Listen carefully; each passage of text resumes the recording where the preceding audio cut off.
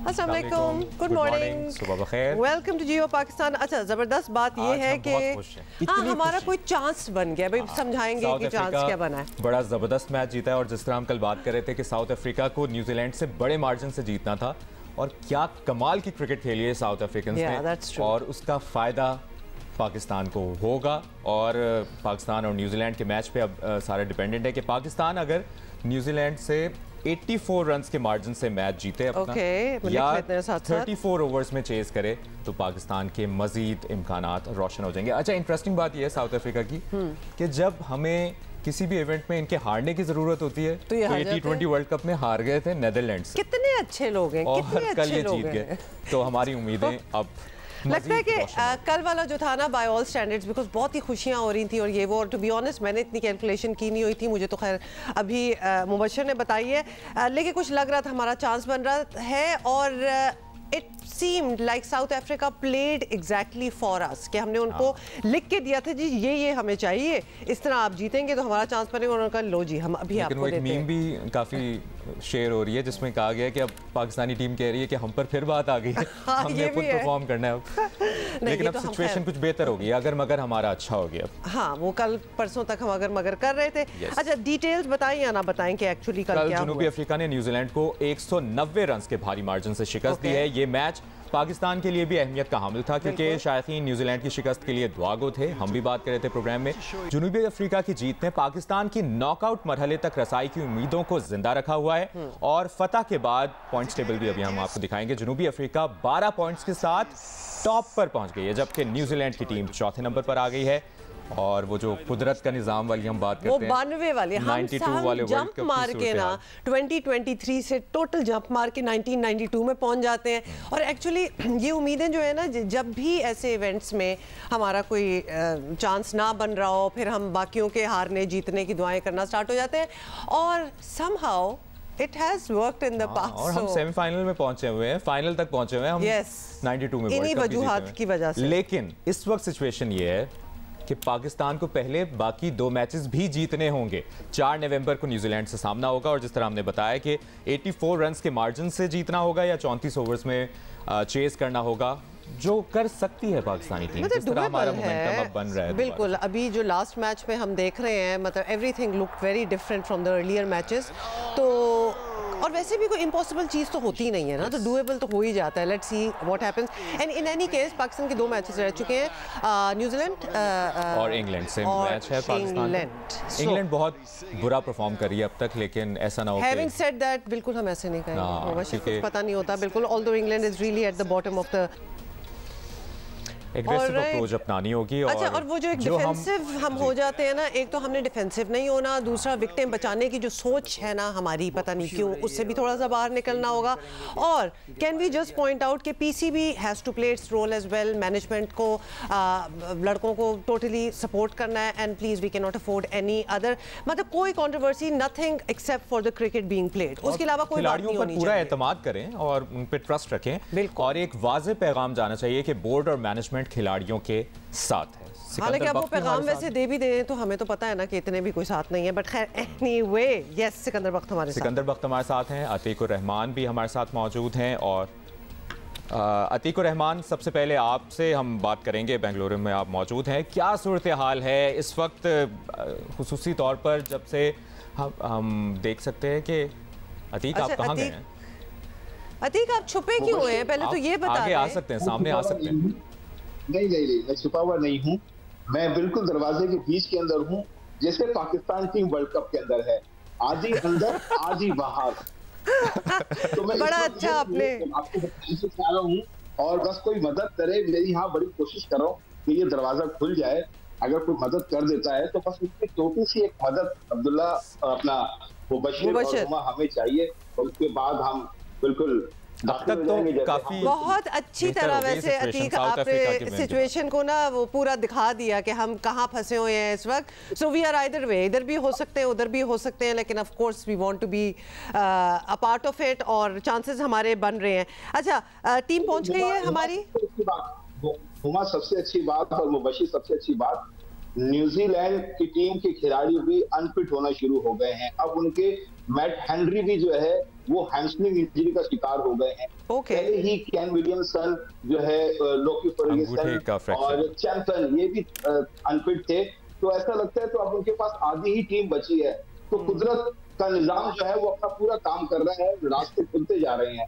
सिर्फ एक मसला है बारिश का अगर ना हो। अच्छा, ये ऑलमोस्ट बारिश के कोई इम्कानात हैं?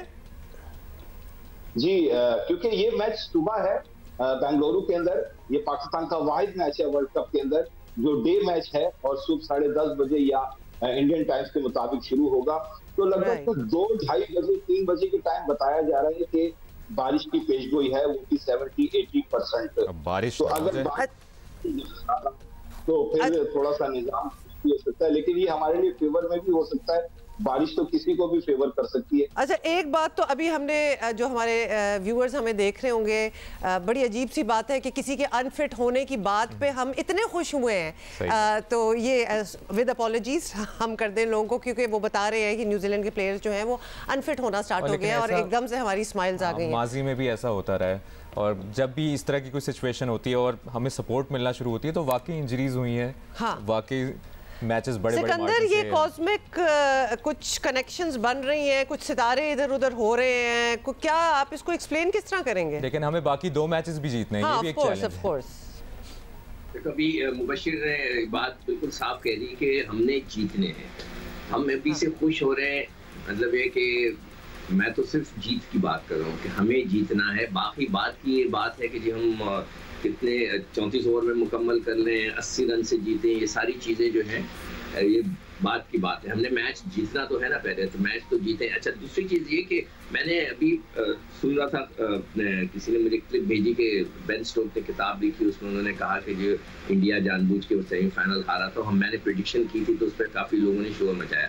तो अभी मैं ये भी कह दूँ कि हो सकता है पाकिस्तान से भी कुछ लोग ऐसे हों जो इस वक्त मंथन पढ़ रहे हों कि पाकिस्तान ये वर्ल्ड कप के फाइनल में ना पहुंचे, ना जीते। ये भी हो सकता है, इसलिए कि एक हवा है वर्ल्ड कप का कि जी हमने जीता है और दुनिया की कोई मतलब है कि पाकिस्तान में हमारे अलावा कोई जीत नहीं सकता। तो हो सकता है वहां से भी कोई मंथन हो रहा हो कि जी, ये मेरी सोच है। मतलब कहते हैं ना कि वो कॉन्स्पिरेसी थ्योरी जो होती है। लेकिन कुछ क्रिकेटर्स, कुछ क्रिकेट एक्सपर्ट्स ये प्रेडिक्शन भी दे रहे हैं। इंग्लैंड के क्रिकेटर माइकल वॉन ने भी लिखा है कि कोई ऐसी सिचुएशन बनती दिख रही है कि पाकिस्तान इंडिया का सेमीफाइनल भी हो सकता है। बिल्कुल, इसलिए कि हम नीचे ही रहेंगे, हम चौथे नंबर पे होंगे और भारत जो है नंबर 1 होगा। और अगर भारत शरारत करे और श्रीलंका से हार जाए कि भाई चलो मैं श्रीलंका को, इसलिए कि इंडिया के देखिए मैचेस हैं साउथ अफ्रीका से, श्रीलंका से, नीदरलैंड से। तो 2 तो बहुत आसान है। साउथ अफ्रीका का उनका तकरीबन एक तरीके से सेमीफाइनल या फाइनल का मतलब कि प्री मैच होगा।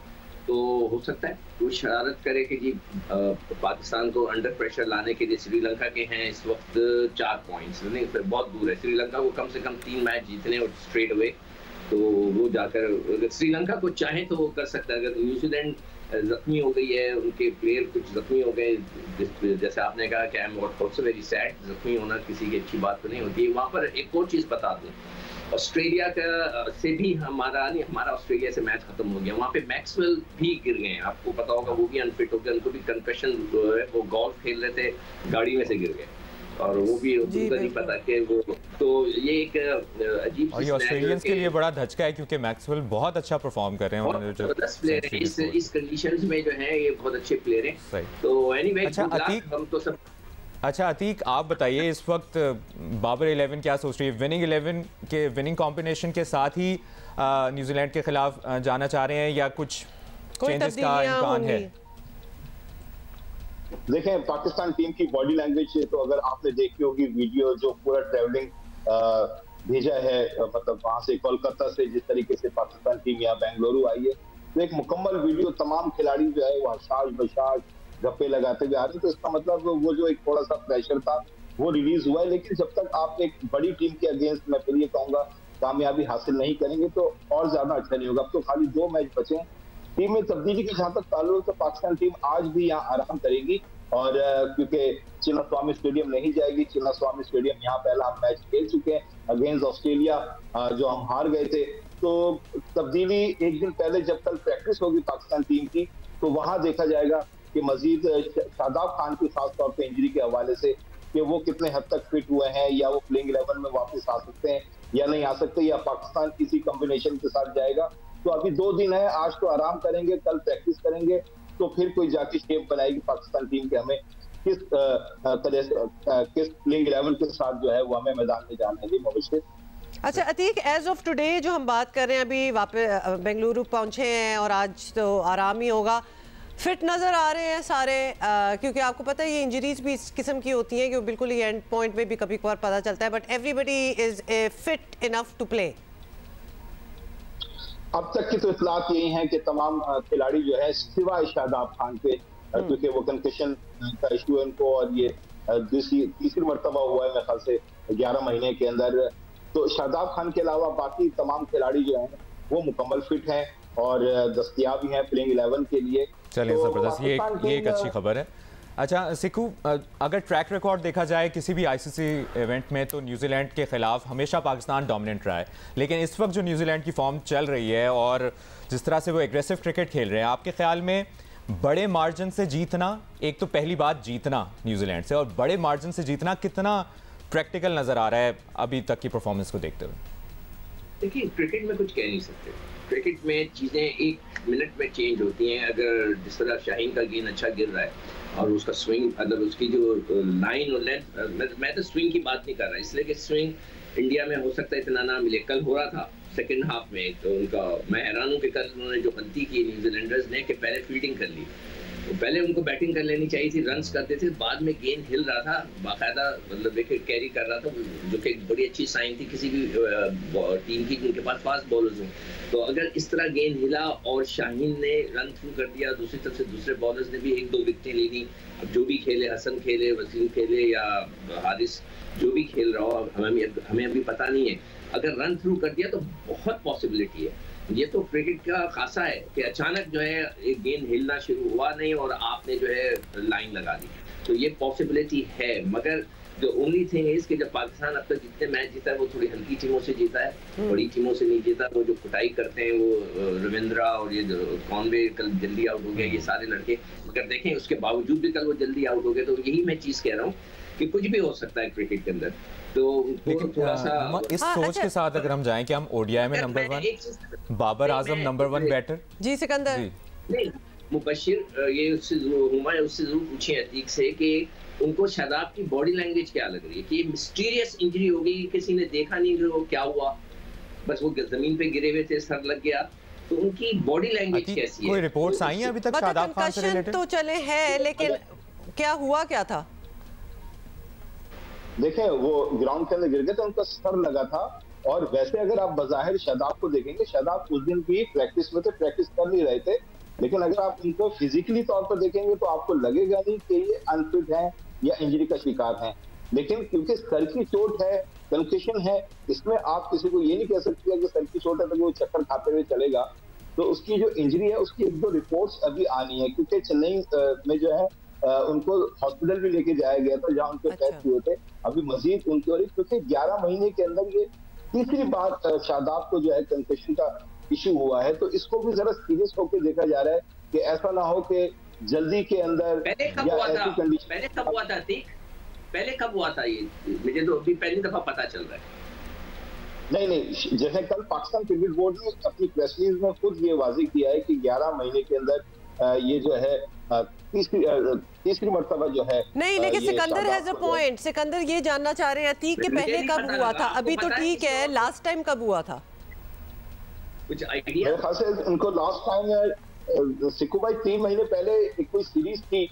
अच्छा जी, मैं बता देता हूँ, T20 ब्लास्ट गेम इंग्लैंड में सरे के खिलाफ जब ये खेल रहे थे तब हुआ था। उससे पहले एशिया कप फाइनल जब यूएई में हुआ था पिछले साल, उस वक्त भी शादाब खान को ये इंजरी हुई थी। तो 1 साल में मतलब गेंद सर पे लगी थी। कंकशन देखो, कंकशन जब होता है कि जब इंग्लैंड का तो पता नहीं, ये लोग बाहर खेलने जाते हैं। जब भी मैं हमेशा कहता हूँ कि बड़े टूर्नामेंट से पहले बाहर खेलने नहीं जाना चाहिए, आपको अपनी तैयारी करनी चाहिए। चले वो चले गए, मगर ये यूएई में तो आसिफ अली के साथ टकरा गए थे ना वो फील्डिंग के दौरान। हाँ नहीं, वो तो सही है, वो तो इंग्लैंड में हो गया ना। वो तो वही तो मैं कह रहा हूँ कि उस पर आपने वर्ल्ड कप से पहले इस किस्म की लीग्स नहीं खेलने चाहिए, मगर पैसा सबसे भारी चीज होती है इस वक्त दुनिया में। तो बाकी दूसरा मुझे तो एशिया कप का याद नहीं आ रहा है। मतलब खैर अच्छी बात है, चले सपोर्ट कर रहा है पीसीबी, और पीसीबी को मैं यही रिक्वेस्ट करूंगा कि भाई जब तक कि हमारा कुछ फैसला ना हो जाए कि खुदा के वास्ते कोई आप स्टेटमेंट ना दे, मुकाबला ना करें लड़कों से कि लड़कों ने ये कह दिया तो हम मुकाबले में ये कहेंगे, उनकी रीलें दिखा देंगे, वीडियो लीक कर देंगे। भाई पॉलिटिकल पार्टीज नहीं है ये। अच्छा, पाकिस्तान की क्रिकेट में we need to come back to the match now. Support करें। Alright, okay, we need to come back to the match. अब ये बताएं सिकंदर, आपके ये जो पिच है जिस पे खेलेंगे आप, does it support fast bowlers ताकि तैयारी ऑब्वियसली उसी तरह ही रहे? देखिए मैंने उसका कल निकाला था डेटा, उसमें वहाँ पे जो मैच हुए, एक मैच में 350 रन बने और एक मैच में जल्दी टीम आउट हो गई थी, तो इसलिए दोनों किस्म के वो उसमें सिचुएशंस हैं। तो अब देखना ये है कि पाकिस्तान की इतनी डिटेल से मैंने डेटा नहीं निकाला है अभी, वो आज दोपहर वाले प्रोग्राम में निकाल लेंगे। जो आपने सवाल किया है कि जो फास्ट बॉलर्स ने आउट किए थे या स्पिनर्स ने, तो ये देखना पड़ेगा बिल्कुल डिटेल में जाकर उसको। मैंने तो सिर्फ स्कोर्स देखे थे, तो 350 एक जगह हुए थे और एक जगह जो है 150-60 के अंदर एक टीम आउट हो गई थी। तो उसका मतलब है कि आप वहाँ बैटिंग भी हो सकती है और बॉलिंग भी चल सकती है। चलें हुमा, जिस तरह हम बात भी करें और सिकू भी सुन रहे हैं, अतीकुर रहमान भी हमारे साथ हैं, कि अब अगर हम इस अप्रोच के साथ जाएं कि हम ओडीआई नंबर 1 टीम भी हैं, नंबर 1 बैटर बाबर हैं, number 1 ODI bowler Shaheen Shah Afridi बन गए हैं, तो ये इस डोमिनेंसी के साथ अगर हम मैदान में उतरेंगे तो हमें ये नहीं सोचना चाहिए कि आगे न्यूजीलैंड है, इंग्लैंड है, अब हमारा फोकस मजीद अच्छा हो जाना चाहिए। अतीक मुझसे पूछे, देखिए अगर आप ये नंबर 1 लेकर मैदान में उतरेंगे, ठीक है, ये आपको एक नंबर 1 है, नंबर 1 टीम है, नंबर 1 बैट्समैन बॉलर, लेकिन कभी कभी आप जो कि ना ओवर कॉन्फिडेंस भी हो जाते हैं, हम एरोगेंस भी आ जाती है। इसी तरीके से गए थे कि नंबर 1 टीम जो है वो जा रही है, बहुत ज्यादा एतमाद हो गया था, बहुत ज्यादा जो है बातें की जा रही थी, लेकिन फिर तो इस चीज को मेरे ख्याल से खिलाड़ी अपने अलग रखें और on the day, on the match जो चीज भी हो उसको इम्प्लीमेंट करें, जो आपने प्लान बनाया है उसको इम्प्लीमेंट करने की जरूरत है, बजाय हम इससे जाएं कि जनाब मैं तो नंबर 1 बॉलर हूँ, मैं टॉप का बॉलर हूँ।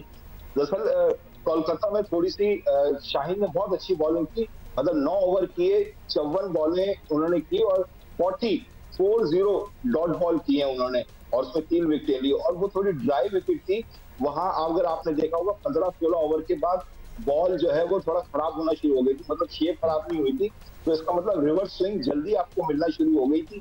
इसी वजह से इफ्तिखार को शाहीन शाह अफरीदी के साथ लगाया था, क्योंकि हर कोई कह रहा है कि हारिस क्यों कामयाब नहीं हो रहा, हारिस क्यों कामयाब नहीं हो रहा। एक्चुअली हारिस जो है वो नई बॉल से बॉल करता नहीं है, वो नसीम शाह करता था, लेकिन इन मैच के अंदर, वर्ल्ड कप के अंदर जो है हारिस रऊफ को जो है नई बॉल से बॉल करानी पड़ रही है। एक्चुअली इस मोमेंट में शायद वसीम ने फायदा उठाया था बॉल का। वहाँ मैं बात कर सकता हूँ?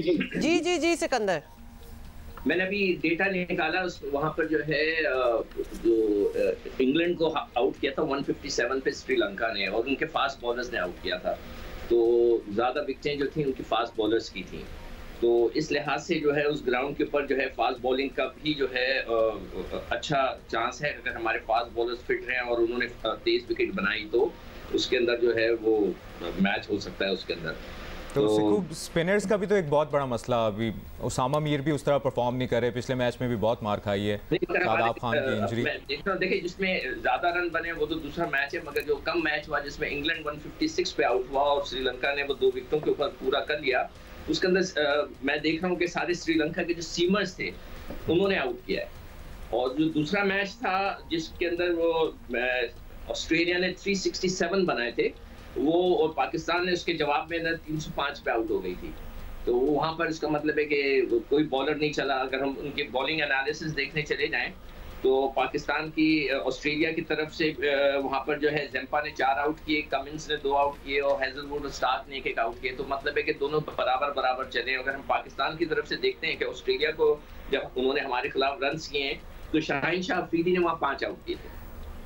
अच्छा जी, अब ओके वी हैव, हम बहुत ज्यादा स्टैटिस्टिक्स में हारिस रऊफ ने भी 3 आउट किए उधर, राइट हम अच्छा सिकंदर, हम अभी हमें 2 दिन है मैच में, परसों तो ये हम कल बातें कर लेंगे, अभी जरा टीम भी रेस्ट कर रही है तो हम क्यों ना रेस्ट करें। जल्दी से ये बता दें फाइनली अतीक, आज एक्टिविटी क्या है टीम की? So they are not going to practice today, कोई फिरेंगे, कहीं डिनर शिनर होगा, मतलब क्या करेंगे आज? देखिए ऐसे पूरी टीम का तो कोई डिनर प्लान नहीं है। अगर अब तो ज्यादातर खिलाड़ी ये करते हैं क्योंकि यहाँ से जरा बाहर पूरी टीम का निकलना थोड़ा सा मुश्किल होता है, तो खिलाड़ी होटल में ही थोड़ी पार्टी कर लेते हैं। होटल्स में जो है आप जो है खाना ऑर्डर कर देते हैं, क्योंकि कोलकाता में जिस होटल से खा रहे थे वहाँ खाते खाते उन्होंने कहा भी चले हम बाहर से भी ऑर्डर करते हैं। तो यहाँ भी ऐसा ही होगा कि होटल के अंदर भी पार्टी कर लेंगे, लेकिन अगर कुछ खिलाड़ी निकलना चाहेंगे तो यकीनी तौर पर सिक्योरिटी को आगाह किया होगा। हमें तो नहीं पता कि, क्योंकि अगर हमें पता होगा तो फिर सबको पता होगा, तो फिर किस बात की सिक्योरिटी। तो हो सकता है कि कुछ चंद 5 खिलाड़ी अगर बाहर निकलना चाहें तो निकल सकते हैं, लेकिन ये इवन सिक्योरिटी होगा कि उनके पास। और अतीक कुछ मौसम का भी बता दें, मौसम कैसा है बेंगलुरु का? देखें कोलकाता और चेन्नई की निस्बत बेंगलुरु का मौसम रात में थोड़ी खुनकी होती है, ड्यू फैक्टर यहाँ पर होता है यहाँ पर। और अभी भी हम रात में देख रहे थे कि अच्छी थोड़ी सी खुनकी थी यहाँ पर, हवा थोड़ी सी तेज थी। दिन में धूप भी तेज होती है, लेकिन अभी भी मुझे यहाँ थोड़े से बादल नजर आ रहे हैं। लेकिन जिस दिन पाकिस्तान और न्यूजीलैंड का मैच है उस दिन खासी जो है प्रेडिक्शन की गई है बारिश की। बस उस दिन बारिश ना हो वरना मसला हो जाएगा हमारे यहाँ। ऑलराइट, बहुत बहुत शुक्रिया Atiq and Sikandar, thank you for being with us. Match होगा परसों सैटरडे को होगा पाकिस्तान न्यूजीलैंड का, लेकिन ऑब्वियसली टेंशन और एक्साइटमेंट स्लैश वो तो स्टार्ट हो ही गई है। और जब से सुना है कि यहाँ कोई चांस बन सकता है और तो वहाँ बारिश का चांस बन गया वैसे ये भी है, but which wouldn't be out of the ordinary, because Pakistan ने ऐसे ऐसे चांसेस जो हैं इन द पास्ट भी अवेल किए हैं। So you never know, anything can happen. हमने खुद ही रियलाइज किया कि ये with the world cup and everything हमने बिल्कुल ही पॉलिटिक्स को साइडलाइन किया हुआ है, which is not a bad thing actually if you ask me. Too much politics भी हो जाती है, लेकिन अब हमें ये भी नहीं समझ आ रही कि वो जो इलेक्शंस होने थे मतलब वो होंगे भी या नहीं, और नहीं होंगे, कब होंगे। मैं आपकी बात आसान कर देता हूँ। खेल की बात होती रहती है, लेकिन सियासी खेल चलता रहेगा, वो चलता रहेगा। तो अब इलेक्शंस होंगे या नहीं होंगे ये भी एक सवाल रहेगा। लेकिन इत्तेहादी हुकूमत की सबसे बड़ी इत्तेहादी पीपल्स पार्टी की बात करते हैं, जो अब शहबाज शरीफ की कारकर्दगी को निशाना बना रही है। साबिक सदर आसिफ अली जरदारी ने शहबाज शरीफ के बारे में कहा है कि साबिक वज़ीर आज़म को उन्होंने वज़ीर आज़म बनवाया था, लेकिन शहबाज शरीफ ने काम नहीं किया। अब मुल्क का आइंदा वज़ीर आज़म पीपल्स पार्टी का होगा, ये आसिफ अली जरदारी साहब। बज़ाहिर पीपल्स पार्टी पिछली हुकूमत से दामन छुड़ा रही है ऑब्वियसली, और झाड़ भी रही है, लेकिन हकायक तो यही बताते हैं कि पीपल्स पार्टी इत्तेहादी हुकूमत की सबसे अहम शराकतदार थी नॉट टू लॉन्ग अगो। और पीपी के चेयरमैन बिलावल भुट्टो खुद वज़ीर खारजा थे ऑब्वियसली। मतलब फिर अब ऐसी चीजें कैसे भूल सकते हैं। शहबाज शरीफ ना सिर्फ सपोर्ट थी, क्या क्या गुण गाते थे, और कई वजारतें by the way Peoples Party के पास थी। पीपल्स पार्टी काबीना के तमाम बड़े फैसलों में शामिल रही। ये सारी चीजें हम आपको याद दिला रहे हैं, और पार्लियामान में होने वाली कानून साजियों की हिमायती रही। बिलावल भुट्टो शहबाज शरीफ के कैसे कैसे गुण गाते थे, ये हम कैसे भूल सकते हैं। बल्कि आपको कुछ थोड़ा सा दिखा भी देते हैं। बिल्कुल, देखिए। वज़ीर आज़म शहबाज शरीफ साहब सिर्फ मुस्लिम लीग नून का वज़ीर आज़म नहीं है। वज़ीर आज़म शहबाज शरीफ साहब शायद ज़्यादा पीपल्स पार्टी का वज़ीर आज़म है, ना कि मुस्लिम लीग नून का वज़ीर आज़म। और मैं ऑपोजिशन के दिनों में तो थोड़ा बहुत वज़ीर आज़म शहबाज शरीफ साहब को जानता था, पर आई मैनेज टू मैंने क्लोज अप शहबाज शरीफ साहब को ये पिछले 14 महीनों को देखा है, और जिस तरीके से जिस नीयत के साथ वो काम करता है और जो इसका वर्क एथिक है, मैं उसके बारे में गवाह देने के लिए तैयार हूं कि मैंने इससे बेहतर जो वर्क एथिक है। अच्छा, ये बयान कुछ ज़्यादा पुराना नहीं है, कुछ 4 महीने पुराना ये बयान है। 23 जून का बिलावल भुट्टो का ये बयान, और वो कह रहे हैं कि नून लीग से भी ज़्यादा पीपल्स पार्टी के वज़ीर आज़म उन्होंने करार दिया शहबाज शरीफ को। अच्छा, मर्दमशुमारी और हल्का बंदियों के मामले में भी अब पीपल्स पार्टी ने इत्तेहादी हुकूमत का पूरा अरसा नून लीग की हाँ में हाँ मिलाने में गुजारा। पीपल्स पार्टी ने आखिर तक सिंध हुकूमत अपने पास रखी और विफाक में वजारतों का मजा भी उठाती रही है पीपल्स पार्टी। बिल्कुल, और ये कहना गलत ना होगा कि पीपल्स पार्टी ने शहबाज हुकूमत को पूरी तरह इंजॉय किया, और अब वो शहबाज शरीफ हुकूमत की कारकर्दगी, उनकी परफॉर्मेंस से खुद को अलग करना चाह रहे हैं। तो कर नहीं सकते वैसे, क्योंकि ये इतनी पुरानी बात नहीं है कि लोगों को याद ना हो। In fact let's talk about it. Irshad Bhatti साहब ने हमें ज्वाइन किया है, और सबसे पहले तो उनसे यही पूछ लेते हैं। इरशाद भट्टी साहब, पीपल्स पार्टी आजकल पूरी कोशिश कर रही है कि पीडीएम दौरे हुकूमत की नाकामियों से खुद को बरियोज़िम्मा कर ले। तो ये जमात जो है वो ऑब्वियसली उस हुकूमत का एक बड़ा हिस्सा भी रही है, तो उसको तो नेगेट नहीं किया जा सकता। क्या इस दौर में जो कुछ हुआ था, और इस दौर में इसलिए कह रही हूँ कि ये इतनी पुरानी बात नहीं है, तो उसमें वाकई पीपल्स पार्टी का किरदार नहीं था, या आपको लग रहा है कि ये वो एक कह सकते हैं? पीपल्स पार्टी का किरदार था। पीपल्स पार्टी बराबर की हिस्सेदार है। पीपल्स पार्टी ड्रामे कर रही है, पीपल्स पार्टी एक्टिंग कर रही है, और इस एक्टिंग और इस ड्रामे की वजह यह है कि बिलावल भुट्टो के वजारत उज़्मा के जो ख्वाब थे वो बिखर रहे हैं, जबकि मेरे महबूब कायद मियां मोहम्मद नवाज शरीफ साहब की वजारत उज़्मा के ख्वाब ताबीर में बदलने के दिन। भट्टी साहब, ये बात हम और आप तो कर रहे हैं कि पीपल्स पार्टी गुज़श्ता हुकूमत की कारकर्दगी से अलग कैसे खड़ी हो सकती है। क्या पीपल्स पार्टी के रिवायती वोटर की अगर हम बात करें, उसके लिए ये बात मानी रखेगी? क्या वो जब वोट डालने जाएगा ये सब नज़रअंदाज कर सकेगा? नहीं, बिल्कुल भी नहीं। हमारे यहाँ रवायती वोटर कोई उसको फ़र्क नहीं पड़ता। भुट्टो साहब की पार्टी को जरदारी साहब चलाएं, रवायती वोटर को कोई फ़र्क नहीं पड़ता, जो रवायती वोटर है। और अगर नवाज शरीफ साहब चौथी मरतबा इनकलाबी बन के आ जाएं, रवायती वोटर को कोई फ़र्क नहीं पड़ता। और अगर इमरान खान साहब आज खुद कह दें कि मैं 9 मई मैंने खुद किया है, इसके बावजूद उनके वोटर को कोई फ़र्क नहीं पड़ेगा। और मसला ही यही है कि हम जहां पहुंचे हुए 75 सालों में, इसमें जहां ऊपर वालों का है वहां हम नीचे वालों का भी कसूर है। और ये रवायती वोटर जो अकीदत परस्त है, बसीरत परस्त नहीं है, वो कभी भी साथ नहीं छोड़ेगा। वो उनके जलसों में धमालें डालेगा, चाहे उनके घरों में भूख धमालें डाल रही हो। अच्छा, अब एक तरह से ये नेचुरल भी है कि पीपल्स पार्टी मुस्लिम लीग नून के एन मुखालिफ खड़ी हो, लेकिन मैं ऑब्वियसली इलेक्शन में ऐसा हम देख चुके हैं, we have all seen this. तो क्या इसे हम हतमी पोजीशन समझें? ये बड़ी बात है। क्या ये मान ले कि इस बार मुस्लिम लीग नून और पीपल्स पार्टी का कोई इंतखाबी या हुकूमती इत्तेहाद बिल्कुल नहीं हो सकता? देखिए, पहली बात तो ये ज़हनों में रख लीजिए कि अगर पीपल्स पार्टी और मुस्लिम लीग नून मिलकर सदर परवेज़ मुशर्रफ से हलफ ले सकते हैं, और अगर ज़ियाउल हक और भुट्टो साहब इक़्तिदार को 16 महीने इकट्ठे इंजॉय कर सकते हैं, तो ये कुछ भी कर सकते हैं इक़्तिदार के लिए, अपने मफाद के लिए। दूसरी बात, ये नेचुरल नहीं है।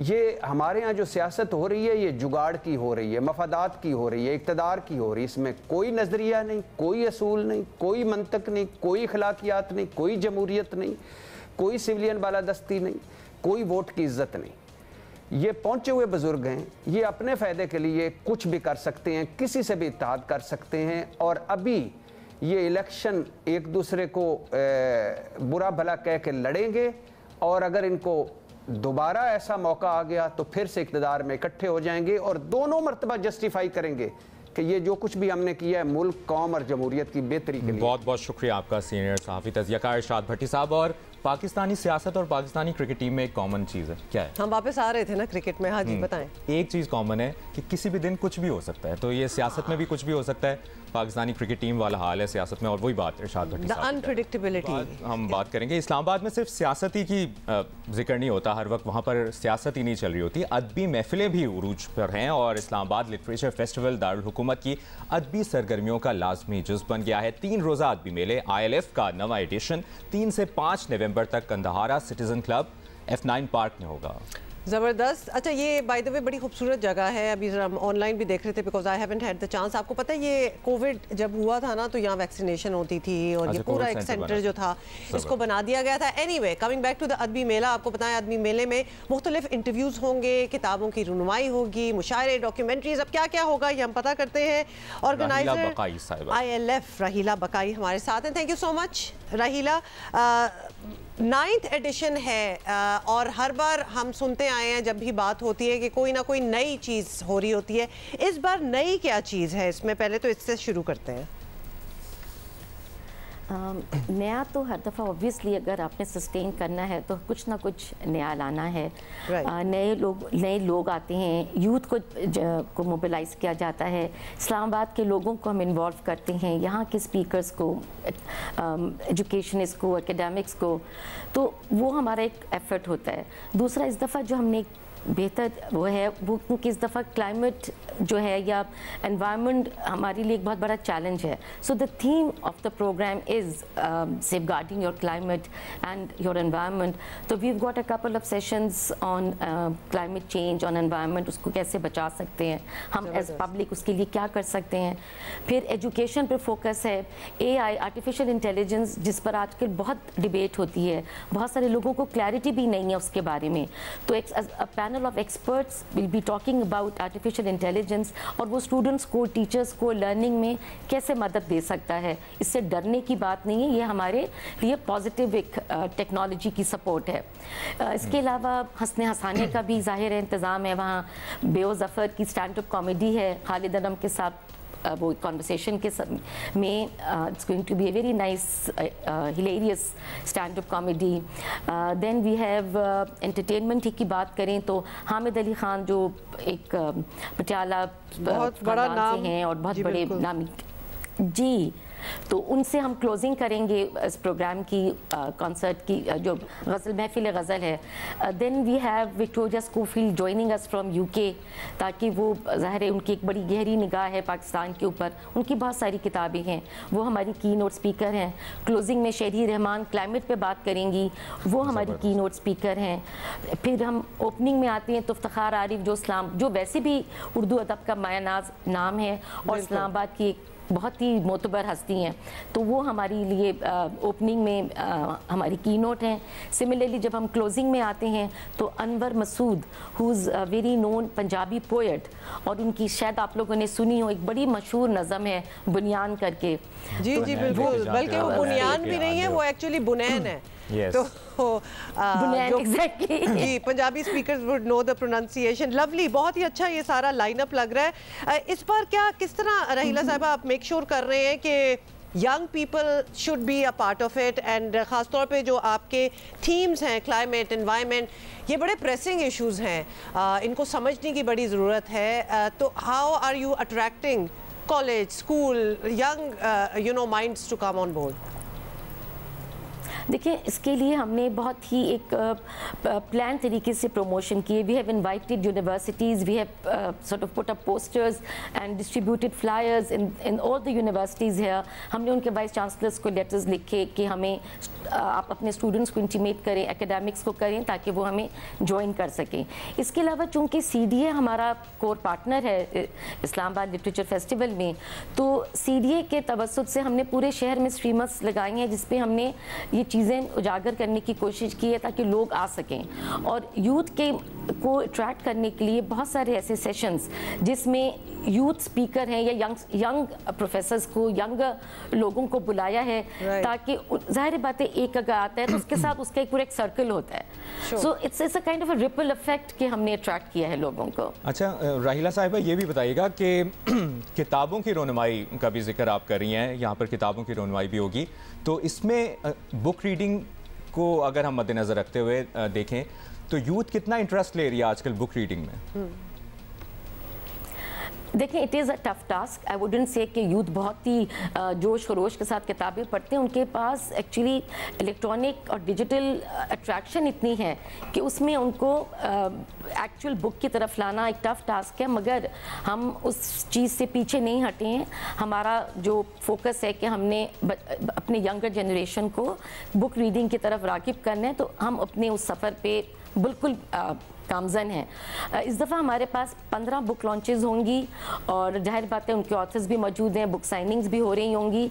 और जो एक काम हम बहुत तरीके से करें वो ये कि चूँकि यूथ अब डिजिटल सेवी हो रहा है, तो हम अपनी किताबों को ग्रेजुअली ई बुक्स करके उनको डिजिटल फॉर्मेट में भी अवेलेबल करने की कोशिश कर रहे हैं, ताकि उनको ये ना हो कि जो उनको किताब ख़रीदनी ही है वो डिजिटली अपने गैजेट के ऊपर भी आराम से किताबें पढ़ सकते हैं. और ये वो मैसेज है जो हम तमाम यूथ को दे रहे हैं कि बुक पढ़ें, ज़रूरी नहीं है hard copy, preferably hard copy, because हम जैसे लोगों को तो बहुत अच्छा लगता है कि किताब हाथ में, और जब नई किताब की जो खुशबू होती है वो बहुत ही अट्रैक्टिव होती है। ये बड़ी आपने अच्छी बात की है, और बड़ा अफसोस की बात है कि अब अफसोस तो चलो नहीं कहेंगे क्योंकि रीडिंग तो हर फॉर्मेट में होनी ही चाहिए, लेकिन रीडिंग गैजेट्स बड़े मुख्तलिफ आ गए हैं, लेकिन जो किताब हाथ में उठा के पढ़ने का मजा है, किताब को पढ़ना और किताब की खुशबू और किताब लेना खरीदना, और फिर देन इट्स विद यू, आपकी वो लाइब्रेरी बनती जाती है, मतलब वो फिर आपको याद भी आता है देख के कि आपने कब ली थी। एनीवे रहीला साहिबा, ये जरूर बताइएगा हाउ कैन वी इग्नोर इस वक्त दुनिया में क्या हो रहा है, खासतौर पे अगर मिडल ईस्ट कॉन्फ्लिक्ट के बारे में को देखा जाए, every day is a new tragedy. कभी कभार हमें लगता है यंग लोग हैं उनको ये नहीं पता कि ये कॉन्फ्लिक्ट कितना पुराना है और कितना पीछे जाता है। कोई सेशन या talk on this as well to apprise youngsters या यंग पीपल? बिल्कुल है, हमने एक सेशन रखा है which is human rights, is it is it valid even today. तो वो जो सेशन है ह्यूमन राइट्स का, उसके अंदर इन सब चीज़ों को हम टच करेंगे, जिसके अंदर मिडल ईस्ट का क्राइसिस है वो भी टच होगा। ये कब से है, ये कोई आज की चीज़ नहीं है, लोगों के साथ क्या हो रहा है, हम एज ए नेशन क्या कर सकते हैं। तो बहुत ही एक स्ट्रॉन्ग पैनल है जो इसके ऊपर बात करेगा और यूथ को, पब्लिक को, लोगों को अवेयर करेगा कि ये कितना वैलिड है और कितना इम्पॉर्टेंट है, और हमको इसके बारे में जो हम अपनी तबस्सुत से कर सकते हैं सपोर्ट के लिए वो हम करें, और तो इट्स देयर, डेफिनेटली देयर। तो हम उम्मीद करते हैं कि 3 से 5 नवंबर तक बड़ा अच्छा ये सेशंस होने वाले हैं, और इस्लामाबाद लिटरेचर फेस्टिवल की ऑर्गेनाइजर हमारे साथ मौजूद थी राहिला बकाई साहिबा। Thank you so much for being with us. So you know it's going to start tomorrow, तो अगर आप इस्लामाबाद में हैं, इर्द गिर्द हैं, तो you can travel to Islamabad. जगह भी बड़ी खूबसूरत है, और जो हम देख रहे थे क्लिप्स वगैरह, खाने पीने की चीज़ें, बुक रीडिंग की बात की है ना, तो जो इस वक्त सुन रहे हैं, जो यूथ सुन रही है, बुक रीडिंग की तरफ अगर आप हैं, आप अगर गैजेट पे पढ़ रहे हैं अच्छी बात है, लेकिन किताब को खोल के पढ़ने का जो मज़ा है ना, वो और कोई मज़ा नहीं। अबाउट अब्दुल्ला एज वेल, तो हम हमेशा यही कहेंगे कि भाई आप उसके सोशल्स पे जाएं। नहीं, इतनी जल्दी नहीं आने, नहीं हम क्यों कहें जल्द आने वाले हैं, अभी कुछ हफ्ते हैं। So where he is, what he is doing, ये आप खुद ही जाके देख लें। इन द मीन टाइम भाई हम तो देख रहे हैं मैचेस और वर्ल्ड कप चल रहा है, हो रही है, और क्रिकेट में इंटरेस्ट हमारा बढ़ता जा रहा है अगर मगर, लेकिन एक इदारा है जिसका इंटरेस्ट कम हो रहा है क्रिकेट से, वो है पाकिस्तान क्रिकेट बोर्ड। हाँ, ये हमें लग रहा है ऐसा, अब वेदर वी आर राइट और नॉट ये हमें नहीं पता, क्योंकि वहाँ से जब भी कोई खबरें आती हैं तो इतनी कोई हमें होप नहीं मिलती कि they are totally invested. At least they at this moment they should be in jail, you know, with the team, जो हमें नहीं लग रहा। पूछ लेते हैं, नुमाइंदा जियो न्यूज़ हमें ज्वाइन कर चुके हैं। सुहेल, इस वक्त क्रिकेट टीम तो खेल रही है, भारत में मौजूद है, और कल की साउथ अफ्रीका की जीत के बाद उम्मीदें भी बढ़ रही हैं, फोकस और बेहतर हो रहा है, लेकिन पीसीबी में इस वक्त क्या चल रहा है? पाकिस्तान क्रिकेट बोर्ड के मामलात, इस्तीफे और सेंट्रल कॉन्ट्रैक्ट्स के मामले, ताज़ा तरीन क्या आपके पास इंफॉर्मेशन है? मुबश्शिर, मुझे उम्मीद है कि आप मुझे 2-3 मिनट इसी एक ही सवाल के जवाब में देंगे, ताकि मैं 2-3 चीज़ें जो हैं, इतना कुछ हो रहा है, ज़रूर, प्लीज़ टेक योर टाइम। अच्छा, ऐसे है कि बड़ी खुशी की बात है, मैं बड़ा मुतमईन हुआ कि 2 रोज़ जो हैं वो बड़ी खामोशी से गुजर गए पाकिस्तान क्रिकेट बोर्ड की हेडक्वार्टर कदाफी स्टेडियम। इससे पहले 2 हफ्ते तकरीबन बहुत हलचल रही, इंटरव्यूज़ आ रहे हैं, प्रेस रिलीज हो रही है, और उसके साथ साथ इस्तीफे आ रहे हैं, लेकिन बड़ी हैरानगी की बात थी, बड़े हैरानगी तो नहीं करनी चाहिए, शुक्र अदा करना चाहिए कि इन 2 दिनों में एक तो जीत मिली पाकिस्तान को एक अहम मैच में बांग्लादेश में, और दौड़ में शामिल हुई है पाकिस्तान टीम सेमीफाइनल की, और पाकिस्तान क्रिकेट बोर्ड की जानब से कोई भी प्रेस रिलीज या बयान नहीं आया। लेकिन ये जो खामोशी होती है, ये तूफ़ान का पेश खेमा होती है, और हो सकता है कि आज नहीं, कल नहीं, परसों फिर एक दफ़ा से धमाका खेज़ खबरें जो हैं वो पीसीबी हेडक्वार्टर से आएँ, और सबसे बड़ी जो चीज़ है वो मैनेजमेंट कमेटी के मुस्तकबिल की है, और हो सकता है शायद इसी वजह से खामोशी छाई हुई है। पीसीबी के कॉरिडोर्स में भी, राहदारियों में भी, फर्स्ट फ्लोर में बिल्कुल सन्नाटा है, जो हमें बताया गया, क्योंकि अगले 2-3 रोज़ में मैनेजमेंट कमेटी का फैसला होना है कि आया इसको एक्सटेंशन मिलेगी या नहीं मिलेगी, और या अगर नई मैनेजमेंट कमेटी जो है वो आएगी। जहाँ तक पाकिस्तान टीम की कारकर्दगी की आपने बात की, और इन कंट्रोवर्सीज़ के बावजूद पाकिस्तान टीम अब भी सेमीफाइनल की दौड़ में है, तो मैं लोग मिलाते हैं इसको 1992 के वर्ल्ड कप के साथ के जी, उसके साथ ये मिलता है, उसके साथ वो मिलता है। मैं 2009 में जब पाकिस्तान टीम ने यूनुस खान की क़यादत में T20 वर्ल्ड कप जीता था इंग्लैंड में, मैं उसके साथ मिलाता हूँ। अब्दुल कादर मरहूम जो हैं वो चीफ सेलेक्टर थे, और शुरू में पाकिस्तान टीम की कारकर्दगी अच्छी नहीं थी और उन्होंने हमें अपने घर पर इन्फेंट्री रोड पर बुलाया। मुझे आज भी याद है, गर्मी थी, जुमे का रोज़ था और अपनी घर की छत पर उन्होंने एक बड़ी धुआंधार प्रेस कॉन्फ्रेंस की थी और इस्तीफ़ा दे दिया था। जूनियर ने इस्तीफ़ा दिया और पाकिस्तान टीम जीतने लगती है और Pakistan team T20 world cup Yunus Khan की क़यादत में जीत कर वतन वापस लौटती है। अब भी मुझे लगता है कि इस दौरान भी बड़ी कंट्रोवर्सीज़ हुई हैं और मैं पहले दिन से कह रहा हूं कि पाकिस्तान टीम टॉप 4 की है, अगरचे 4 मैचेस हारी है और पाकिस्तान टॉप 4 में पहुंचेगी और मुझे अब भी उम्मीद है। और वो जो कंट्रोवर्सीज 2009 में सामने आई थी, चीफ सेलेक्टर घर चले गए थे इस्तीफ़ा दे के, टीम की परफॉर्मेंस जो शुरू में थी और उनको कोई सिलेक्शन के ऊपर एतराज़ात थे। अब चीफ सेलेक्टर तो इस्तीफ़ा दे दिया है लेकिन मामला इस मरतबा कुछ और हुआ, परफॉर्मेंस के ऊपर भी नहीं दिया, सिलेक्शन के ऊपर भी नहीं दिया। लेकिन मुझे लग ये रहा है कि इन कंट्रोवर्सीज में पाकिस्तान टीम जो है वो सेमीफाइनल खेलेगी और कोई बेइज्जती नहीं, अगर अच्छी कारकर्दगी होती है जीत के। और ये जितनी भी सोशल मीडिया पे 2 ही लोग हैं जिन्होंने अपना बयान दिया है, एक माइकल वॉन और एक आपने सोशल मीडिया पे लिखा है कि पाकिस्तान और इंडिया का सेमीफाइनल हो सकता है। तो हम उम्मीद तो कर सकते हैं और यकीनन आप जो बात भी कर रहे हैं। देखिए, चीफ सेलेक्टर की रेजिग्नेशन से एक बात तो ये समझ आई कि हम कुछ सीखते नहीं है। वैसे Inzamam, I mean we respect him, we love him, he has been an out class cricketer, legend cricketer definitely. लेकिन शायद इस वक्त नहीं, नॉट दैट, उनको इस वक्त अटेंशन ड्रॉ नहीं करनी चाहिए थी by resigning. He should have waited, बरियुज़्ज़मा नहीं होना चाहिए। Exactly, he should have perhaps waited. Anyway, that's our call. Bhatti साहब, क्या हाल है? पहले तो बताएं, आपकी भी मुलाकात हुई होगी टीम से। आज हमें पता है कि वो रेस्ट करेंगे, no practice, nothing, but there is a big match on Saturday. तो क्या देख रहे हैं आप, क्या सुन रहे हैं? अच्छा हुमा, कल मैं भी ट्रैवल कर रहा था, टीम तो ज़ाहिर चार्टर्ड प्लेन में आई तो मुलाकात तो नहीं हो सकी। लेकिन जो सोहेल इमरान बात कर रहे हैं, मैं उसका फार्मूला बता दूं, बिल्कुल सिंपल फार्मूला है। अगर वो हो जाए तो फिर पाकिस्तान की टीम सेमीफाइनल में पहुंच जाती है।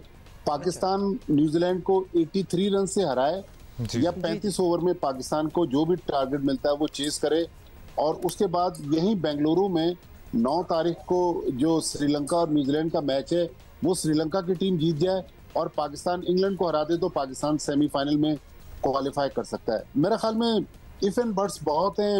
एक बारिश का भी खदशा है कि पाकिस्तान की वो श्रीलंका टीम याद रहे अफगानिस्तान से हार चुकी है, तो बस श्रीलंका न्यूजीलैंड वाला मैच में मसला कर सकता है।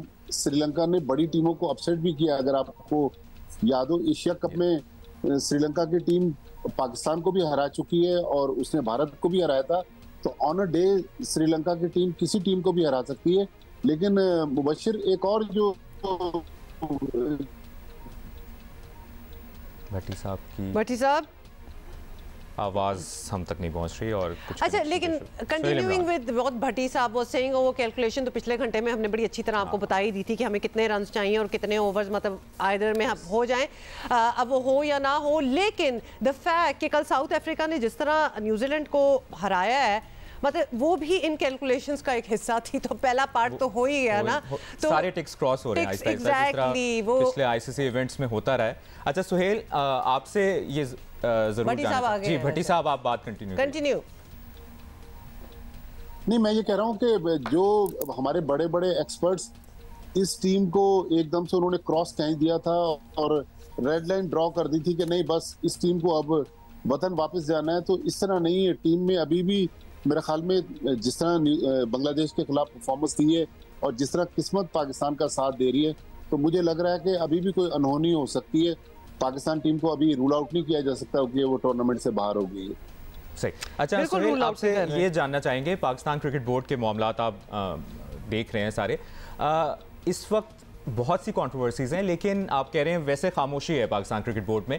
तो ये जो व्हाट्सएप चैट लीक हुई थी, कुछ पता चला, कुछ जराए आपके कुछ बता रही, कुछ बात हुई, किसने की, कैसे चैट लीक हो गई?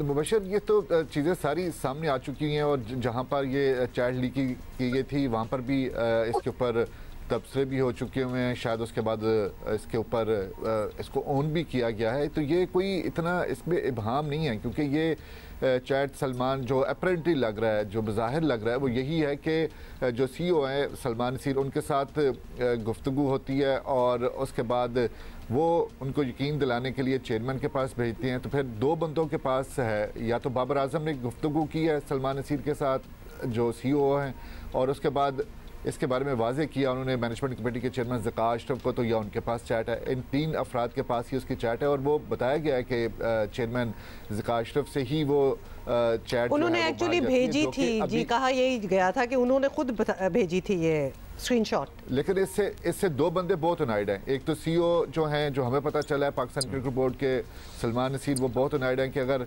इस तरह की गुफ्तगू जो थी वो एक कारपोरेट कल्चर में एक साहब ने दूसरे साहब को दे दी तो वो उन दोनों के बीच में रहनी चाहिए थी। और अगर प्लेयर्स जो हैं वो दोबारा उनके साथ किस तरह एतमाद करेंगे कि ये जो CEO हैं उनके साथ हम अपनी मसले मसाइल की बात करेंगे, तो वो चेयरमैन को भिजवा देंगे या किसी और जगह पर भिजवा देंगे जहाँ से लीक हो जाएगी। तो ये जो दरमियान में एक गैप पैदा हो गया है एतमाद का, वो एक उसकी वजह से परेशान है CEO।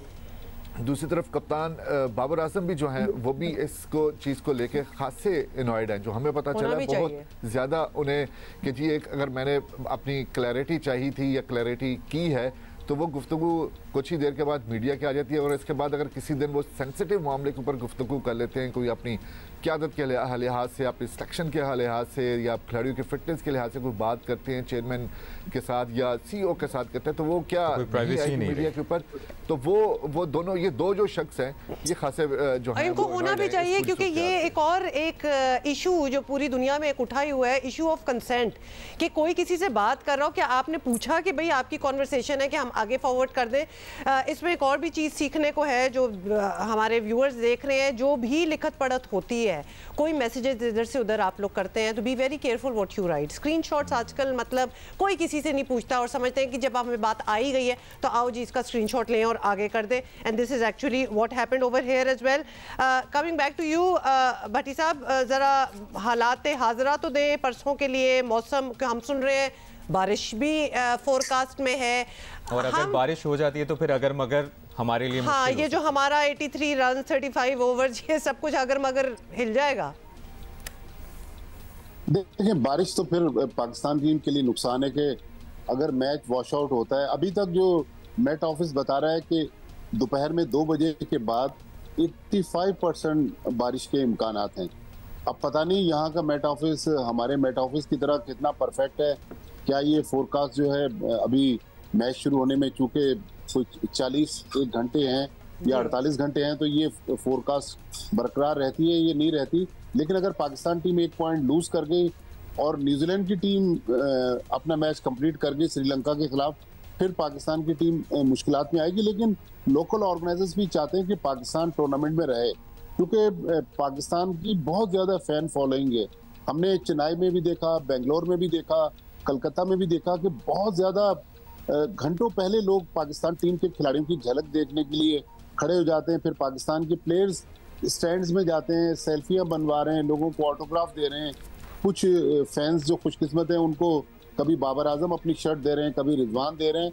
तो ऑर्गेनाइजर्स भी चाहते हैं कि पाकिस्तान की टीम टूर्नामेंट में रहे, ताकि टूर्नामेंट की सक्सेस जो है वो इसी में है कि 2 एशियन टीमें सेमीफाइनल में आए। और ईडन गार्डन्स में अगर सेमीफाइनल होता है कलकत्ता में तो फिर 16 तारीख वाला सेमीफाइनल, तो वहां पर 80,000 तमाशाइयों की गुंजाइश है और हर आदमी की उस दिन ख्वाहिश होगी। अगर ये मैच पाकिस्तान भारत का हो जाता है तो कमाल। वो तो खैर बात की बात होगी। भट्टी साहब एक बात बताएं, अब हमें पता है फोरकास्ट में 85% बारिश है लेटर इन द डे, तो जो भी टॉस जीते उसको बैटिंग करनी चाहिए या बॉलिंग, मतलब ये किस तरह डिसीजन क्या होनी चाहिए? हुमा अभी तक हम भी ग्राउंड में नहीं गए और पाकिस्तान टीम आज कर रही है।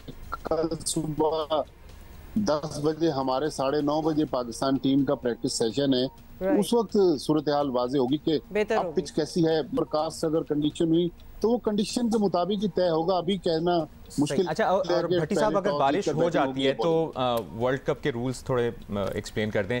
कितने ओवर्स का मैच हो तो वो मैच कंसिडर होगा और पॉइंट्स टीमों को मिल सकेंगे, और क्योंकि रिजर्व डे वाला मामला तो नहीं है क्रिकेट वर्ल्ड कप में।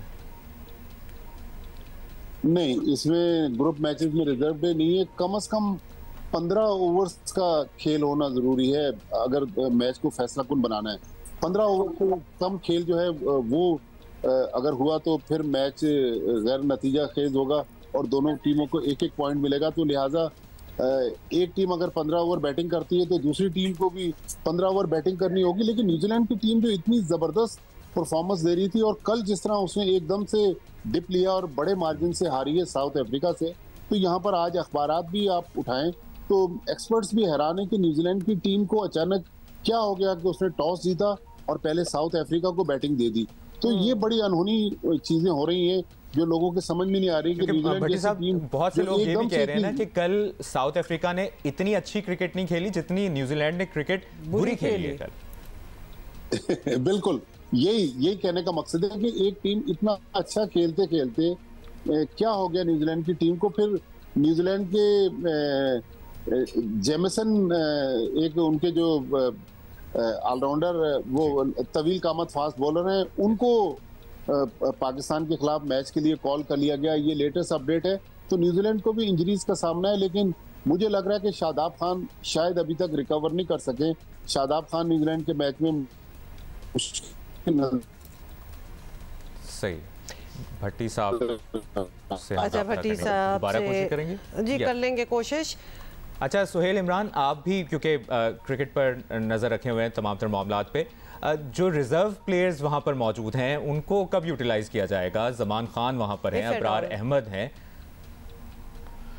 मुबशर, उसका एक कानून कायदा है जिसके ऊपर अमल करना पड़ता है। अगर आपका कोई खिलाड़ी जो है वो अनफिट हो गया और उसको बाहर जाना पड़ता है, मतलब बाहर जाने से मुराद है कि वो रूल आउट हो गया है और वो मज़ीद मैचेस नहीं खेल सकता, तो फिर उसके बाद जो टीम मैनेजमेंट होती है, वो किसी भी टीम मैनेजमेंट की मैं बात कर रहा हूँ, और वो फिर आईसीसी की जो टेक्निकल रिव्यू कमेटी है उसको वो केस भेजती है कि जी हमारे फलां प्लेयर जो हैं वो अनफिट हो गए, अब हम उनकी जगह पर एक ये वाला प्लेयर जो है वो टीम में 15 रुकनी स्क्वाड में शामिल कर रहे हैं।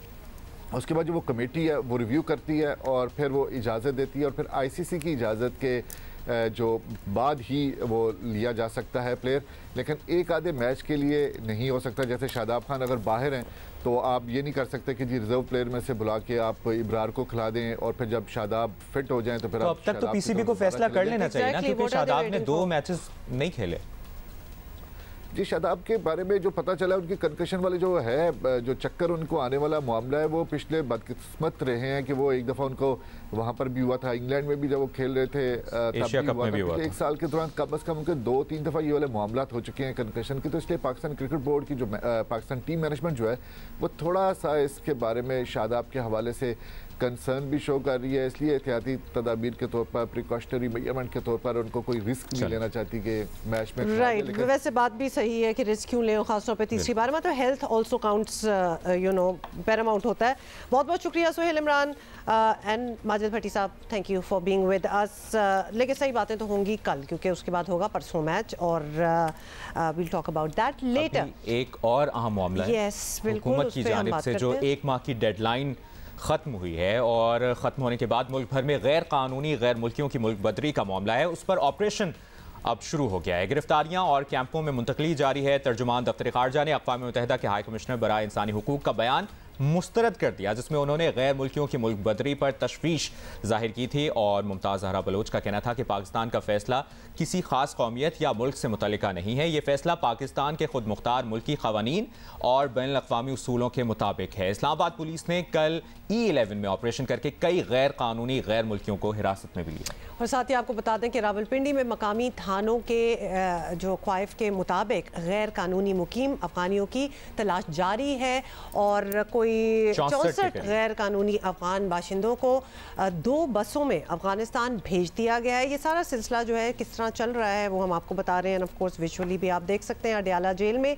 कैद अफगान पनाह गुज़ीनों की दस्तावेजात, उनकी डॉक्यूमेंट्स की जांच पड़ताल हो रही है। और कराची में, कराची की अगर बात करें तो सदर के करीब गैर कानूनी मुकीम 4 गैर मुल्कियों को गिरफ्तार कर लिया गया। वजारत दाखिला के मुताबिक गैर कानूनी मुकीम 1,40,322 अफराद अफराद और रज़ाकाराना अपने ममालिक वापस जा चुके हैं। दूसरी तरफ गैर कानूनी मुकीम अफगान शहरियों की बेदखली के खिलाफ सुप्रीम कोर्ट में दरख्वास्त दायर कर दी गई है और इस दरख्वास्त में जो मौक़िफ़ अपनाया गया है उसके मुताबिक निगरान हुकूमत का बड़ी तादाद में लोगों की बेदखली का फैसला गैर कानूनी करार दिया जाए। दरख्वास्त में यह भी मौक़िफ़ अपनाया गया है कि जिन शहरियों के पास कानूनी दस्तावेज़ है उनकी बेदखली गैर कानूनी है। और अब देखते हैं कि ये मामला किस तरफ जाता है और हुकूमत की मजमूई पॉलिसी यही नज़र आ रही है कि बेदखली में मुकम्मल सहूलत फराहम की जाए और इसके लिए मुख्तलिफ शहरों और बॉर्डर पर कैंप्स भी बना दिए गए हैं। ये भी ताज़ा तरीन इंफॉर्मेशन है। हुकूमत की ये पॉलिसी यकीनी तौर पर खुशाइंद है और सब फरीक ताउन करें तो ये मुश्किल मरहला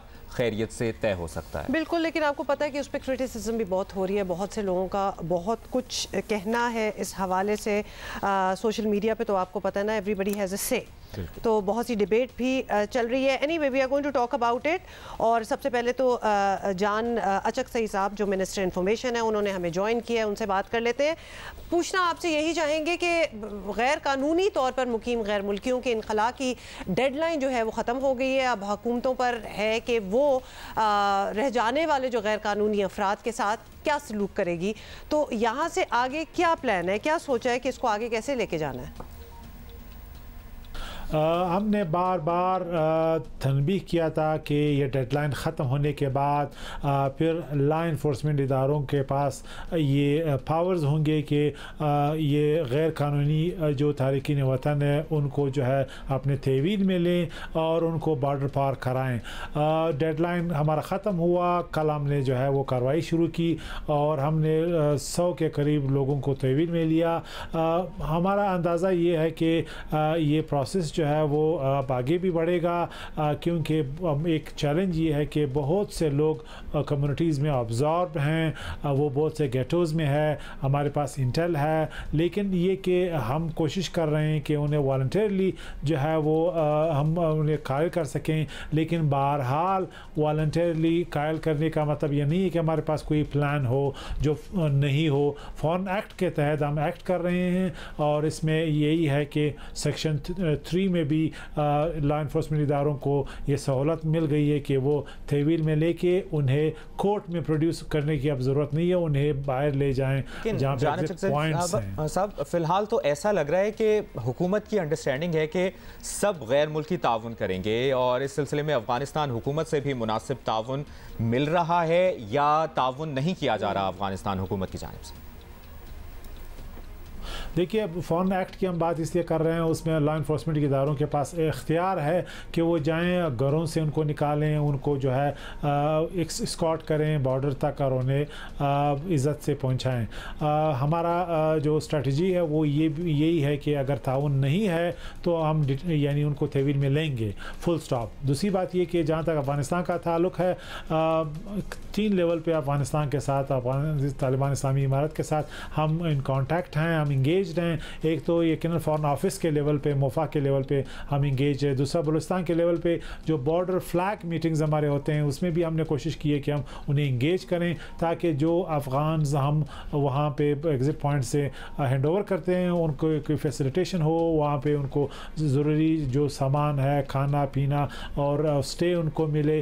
तो इस हवाले से ताउन बिल्कुल हमें मिल रहा है और हम कोशिश कर रहे हैं कि ये ताउन और भी ज़्यादा हो। बहरहाल ये लोग अफ़गान हैं, अफ़गान शहरी हैं, तो तालिबान की इस वक्त इस्लामी इमारत अफ़गानिस्तान की हुकूमत है, तो उनकी ज़िम्मेदारी बनती है कि वो अपने लोगों को जो हम हैंड ओवर करेंगे उनका देखभाल करें। अच्छा, ये अब नज़र आ रहा है कि ये पूरा अमल जो है ये एक तवील अमल लग रहा है, लॉन्ग स्टैंडिंग ही होगा, तो इसके लिए सूबाई हुकूमत को वसाइल और ख़ास तौर पे लॉ इन्फोर्समेंट वाली नफरी जो है वो मामूल से ज़्यादा शायद ज़रूरत पड़ सकती है। तो क्या इसका बंदोबस्त कर चुके हैं आप लोग?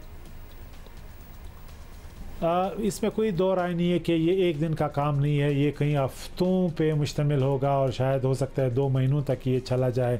लॉ इन्फोर्समेंट की सलाहियत जो है वो बहुत इंपॉर्टेंट है। ये अक्रॉस द बोर्ड जो हमारे लॉ इन्फोर्समेंट इदारे हैं उनकी कोऑपरेशन और ताउन से ये कैंपेन जारी है, जिसमें फेडरल इदारे भी शामिल हैं और प्रोविंशियल इदारे भी शामिल हैं। हम उनको रिसोर्स दे रहे हैं, जहाँ पर उन्हें स्ट्रेंथन करने की ज़रूरत है हम प्रोवाइड कर रहे हैं। और ये जो हमारे जो तकरीबन 1 दर्जन से ज़्यादा इदारे हैं जिसमें फेडरल इदारे NDMA की तरह भी शामिल हैं जो हर हवाले से ताउन कर रहे हैं। इसी तरह नादरा है, पासपोर्ट है और हमारी जो लॉ इन्फोर्समेंट सिक्योरिटी के इदारे हैं फेडरल गवर्नमेंट के और सूबाई गवर्नमेंट के, वो सब मिल के ये कर रहे हैं। रिसोर्सेज हम यकीनी बनाएंगे, ये रियासत पाकिस्तान का फ़ैसला है और इसको हमने मनवान इम्प्लीमेंट कराना है कि गैर कानूनी तारकीन वतन इस मुल्क में ना रहें। बहुत बहुत शुक्रिया आपका। सूबाई वज़ीर इत्तलात बलूचिस्तान जान अचकज़ई साहब हमारे साथ मौजूद थे और बता रहे थे कि सभी को इस मामले पर ताउन करना होगा। और अच्छा, we are going to find out, बिल्कुल पेशावर से भी हम फाइंड आउट करेंगे। Information minister KP Firoz Jamal Shah भी हमें ज्वाइन करेंगे। फिर कराची में क्या हो रहा है इस हवाले से वो भी हम पता करेंगे। लेकिन बताते हैं कि कराची चिड़ियाघर में रिहाइश पजीर हथनी मधुबाला को कई माह गुजरने के बावजूद सफारी पार्क मुंतकिल नहीं किया जा सका है और चिड़ियाघर इंतजामिया की जानिब से कई बार तारीखें दी गई लेकिन इन पर अमल नहीं हो सका। जानवरों के इलाज मुआलजे की बैनुल अक़वामी तंजीम 4 पॉज कराची पहुंच चुकी है जिसने मधुबाला को शिफ्ट करने की एक और कोशिश शुरू कर दी है। ये टीम हथनी को कंटेनर में बिठाने की तरबियत देगी जिसमें इसे शिफ्ट करना है। टीम का कहना है कि कराची चिड़ियाघर हथनी मधुबाला के लिए एक इंतहाई शोर वाली जगह है। ज्यादा शोर हथनी मधुबाला के लिए ठीक नहीं। सादा अल्फाज में 4 पॉज ने वाज़े तौर पर कह दिया है कि अगर मधुबाला की जान बचानी है तो चिड़ियाघर से निकालना पड़ेगा। चिड़ियाघर इंतजामिया को चाहिए कि वो मधुबाला को महफूज तरीके से और जल्द अज जल्द सफारी पार्क मुंतकिल करे, वरना कराची चिड़ियाघर इंतजामिया एक हथनी नूरजहां की तो पहले ही कुर्बानी दे चुका। लेकिन सवाल तो यही बनता है ना कि उसको हम कितने महीनों से मधुबाला की सेहत के हवाले से, कंसिडरिंग के बाकी हाथियों के साथ हमने पाकिस्तान में क्या सलूक किया है, तो इतना टाइम क्यों लग रहा है इसको यहाँ से शिफ्ट करने में? ये बहुत बड़ा सवाल है। डॉक्टर आमिर खलील ने हमें ज्वाइन किया जो कि पाकिस्तान आते भी रहते हैं, 4 पॉज इंटरनेशनल से मुंसलिक हैं। Doctor Aamir Khalil, thank you so much. We are very curious to know, you have inspected and observed Madhubala first hand in Karachi quite a few times. Do you think that her eviction from the zoo is the only way out for her, or she could be perhaps kept in the zoo and not in the safari park? The case of Mudubla is a long and complicated case. We are the opinion before the death of Noor Jahan that both elephants should be relocated to a safe place than the Karachi Zoo. Since this time and after the death of Noor Jahan, we are more clear in our expert opinion that the elephant should be relocated to the other 2 sisters, as the elephant have no other option to stay lonely at the zoo due to the environment is not suitable to keep the elephant at the zoo in Karachi currently. So we are very happy now that with the municipality, with the KMC, we are able to, we started already training of the elephant Mudubla to prepare here for the relocation. And before the relocation happen, sure, the environment and the situation at the safari park should be improved. And that's what we are working on, which will take some weeks. We're looking forward for the relocation of Mudubla in the near future. It is understandable that shifting of such animal from one place to another is a complex process, but it has been months now. Does it take so much time usually? Regarding shifting a giant elephant like Mudubla, sure, this needs a good preparation, a proper preparation. It is a complex process, it's complicated, but sure we are competent and the team from 4 posts together with KMC will be able to move the elephant safely. Prior to this, we have to produce the proper transport box. The elephant is several thousand kilograms. The box is also several thousand kilograms. The elephant have to accommodate prior to this process. That will be noise during the transport. We will use big trucks, big crane. A lot of teams will be involved how to push and ensure the elephant to be in a safe environment inside the crate.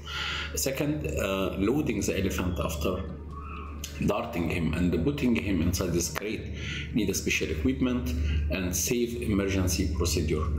Relocating the elephant at the safari park, bringing the elephant, it must be the place safe, it must be prepared. The elephant need also a swimming pool, enrichment, and sure it will need some days after this to reunite the elephant together. They have to know each other, to meet each other, to smell each other, and after this we can allow the relocation and the rehabilitation of the elephant to become together in the near future. But sure, it is a complicated process and they need a lot of procedures. Why it took so long time? Sure, it is also the elephant belongs to KMC.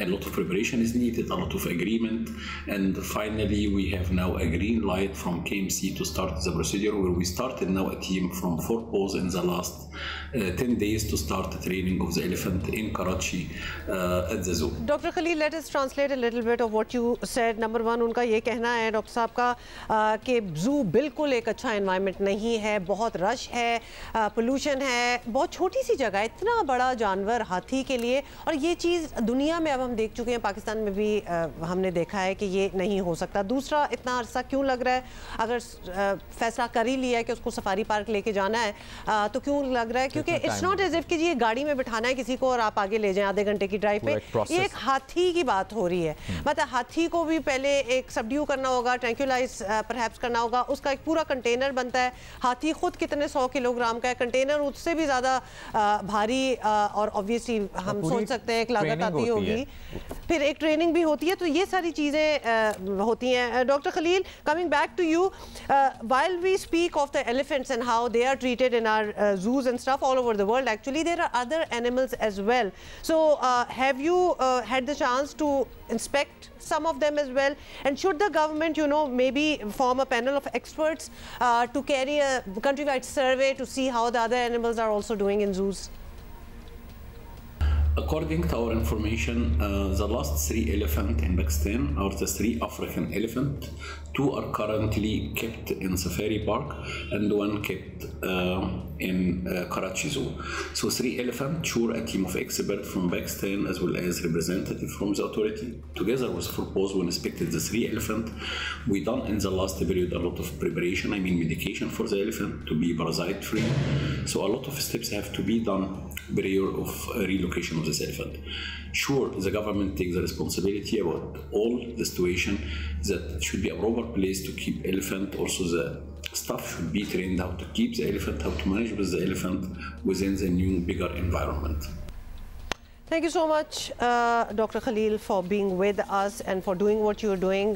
शुक्र है कोई तो है जो समझता है और बार बार ये वापस आते हैं पाकिस्तान। अच्छा जी, एक और बहुत ये बड़ा टेक्निकल मामला है और बड़ा टेक्निकली इसको करना होगा। नुमाइंदा जियो न्यूज़ शवाला असलम इस वक्त कराची चिड़ियाघर से हमें रिपोर्ट कर रही हैं, सिचुएशन बता रही हैं। हथनी मधुबाला की सफारी पार्क मुंतकली के लिए आलमी तंजीम फोरपॉस का जो महावत और जो एलिफेंट ट्रेनर है वो फाइनली कराची पहुंच चुका है और हमें रोज़ाना की बुनियाद पर जो इसका ट्रेनिंग सेशन है वो भी होता हुआ नज़र आता है। इंतज़ामिया के मुताबिक 50% जो इसकी ट्रेनिंग है वो मुकम्मल हो चुकी है और ये रोज़ाना की बुनियाद पर जो एलिफेंट ट्रेनर हैं वो इसको कंटेनर से ट्रेन भी करते हैं ताकि हथनी मधुबाला जल्द अज जल्द अपने कंटेनर से मानूस भी हो जाए। यहाँ पर मधुबाला के कंटेनर के अंदर जो उसकी खुराक और ग़िज़ा है वो भी रख दी गई है और मधुबाला इस कंटेनर में बाकायदा तौर पर आती भी है और इस कंटेनर को दोनों साइड से खोल भी दिया गया है ताकि आराम से जो मधुबाला की बाकायदा तौर पर जो ट्रेनिंग है वो मुकम्मल हो पाए। और इसके साथ ही हम आपको ये भी बताते चलें कि अभी गुज़िश्ता रोज़ ही आलमी तंजीम फोरपॉस की जानिब से एक वीडियो बयान जारी किया गया था जिसमें ये भी बताया गया कि हथनी मधुबाला की कंडीशन ज़ाहिरी तौर पर तो बिल्कुल ठीक है लेकिन जहनी तौर पर ये थोड़ी सी मुतासिर है, इसलिए क्योंकि काफ़ी महीनों से अकेली है और बल्दिया उज़्मा की जानिब से 2 दफ़ा डेडलाइन हथनी मधुबाला की सफारी मुंतकली के लिए दी गई लेकिन अब तक ताहाल वो जो डेडलाइन है वो भी पूरी नहीं हो सकी है। जो प्रोसेस है वो काफ़ी स्लो है। आलमी तंजीम फोरपॉस की टीम है उनकी जानिब से यही बताया जा रहा है कि ये जो ट्रेनिंग सेशन है ये अभी कुछ ही बाकी है और इसके बाद अभी थोड़े दिन और है इस ट्रेनिंग सेशन को। उसके बाद बाकायदा तौर पर जो फोरपॉस के सरबराह हैं डॉक्टर आमिर खलील वो यहाँ पर आएंगे कराची और उसके बाद फिर इसको बाकायदा तौर पर सफारी पार्क मुंतकिल भी किया जाएगा। जी, और जिस तरह ये शवाला बता रही है कि हथनी मधुबाला ज़ाहिरी तौर पर बेहतर है लेकिन ज़हनी तौर पर काफ़ी अकेली और तन्हा है और ये बड़े इंपॉर्टेंट हो जाता है। कावन याद है ना जो मरगजार जू इस्लामाबाद में था तो वो तो हिलता ही रहता था, वो मेंटली अनस्टेबल हो चुका था, so that is also very important. अच्छा जी, एक बात रह गई थी और हम गैर मुल्कियों के जो ऑब्वियसली गैर कानूनी तौर पर मुकीम गैर मुल्कियों अपने अपने घर जा रहे हैं सारे और भेजा जा रहा है उसके बारे में बात कर रहे थे। Information minister KP Firoz Jamal Shah हमारे साथ हैं। आपसे हम यही पूछना चाहते हैं, बलूचिस्तान का भी हम हाल देख रहे थे और पूछ रहे थे गैर कानूनी तौर पर मुकीम गैर मुल्कियों के इनखला का अब दूसरा मरहला जो है वो शुरू हो गया। क्या खैबर पख्तूनख्वा हुकूमत फ़िलहाल लोगों को अज खुद जाने की इजाज़त देगी या फिर अब फोर्स जो है वो इस्तेमाल की जाएगी? क्या सोचा क्या है? देखिए, ये फेज़ वाइज जो है ये हम इसको हमने गवर्नमेंट ऑफ पाकिस्तान ने स्टेजेस के हिसाब से ये इसका तयन किया हुआ है। तो अभी 31 अक्टूबर जब आई तो अब जो वॉलंटरीली जो जा रहे थे तकरीबन उस रात तक 1,04,000 लोग जो हैं वो कल रात तक चले गए थे। खुद वॉलंटरीली अपनी मर्जी से ये जो लोग हैं वो चले गए थे। आज के दिन से जो है तो वो लोग भी जाना शुरू हो जाएंगे जिनको आइडेंटिफाई किया गया है लेकिन वो अभी तक नहीं गए।